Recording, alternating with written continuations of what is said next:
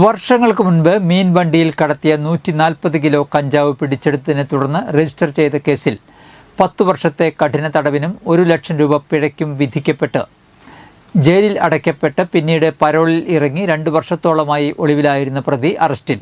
ആലുവ തായിക്കാട്ടുകര സ്വദേശി കരിപ്പായി വീട്ടിൽ 36 വയസ്സുള്ള കടുവ ഷഫീഖ് എന്ന ഷഫീഖിനെയാണ് ചാലക്കുടി ഡിവൈഎസ്പി കെ സുമേഷിന്റെ നേതൃത്വത്തിലുള്ള പ്രത്യേക അന്വേഷണ സംഘം അറസ്റ്റ് ചെയ്തത്. 2020 ആഗസ്റ്റ് 12-നാണ് ചാലക്കുടി കോടതി ജംഗ്ഷന് സമീപം കഞ്ചാവ് പിടികൂടിയത്.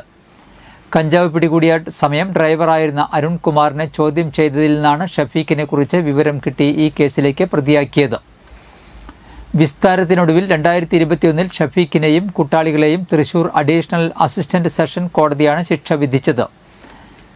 കണ്ണൂർ സെൻട്രൽ ജയിലിൽ കഴിയവേ ഏതാനും നാളുകൾക്കകം ഇയാൾ പരോളിലിറങ്ങി ഒളിവിൽ പോവുകയായിരുന്നു. ഇയാളെ അറസ്റ്റ് ചെയ്യാൻ പ്രത്യേക അന്വേഷണ സംഘം രൂപീകരിച്ചിരുന്നു. സംസ്ഥാനത്തിനകത്തും പുറത്തുമായി ഒളിവിൽ കഴിയുകയായിരുന്ന ഷഫീഖിനെ ആലുവയിൽ നിന്നാണ് അറസ്റ്റ് ചെയ്തത്.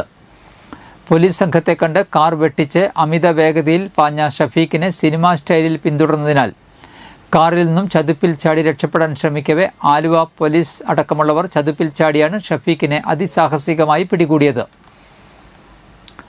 ആക്രമണവും മോഷണവും അടക്കം ഒട്ടേറെ കേസുകളിൽ പ്രതിയാണ് ഷഫീഖ്.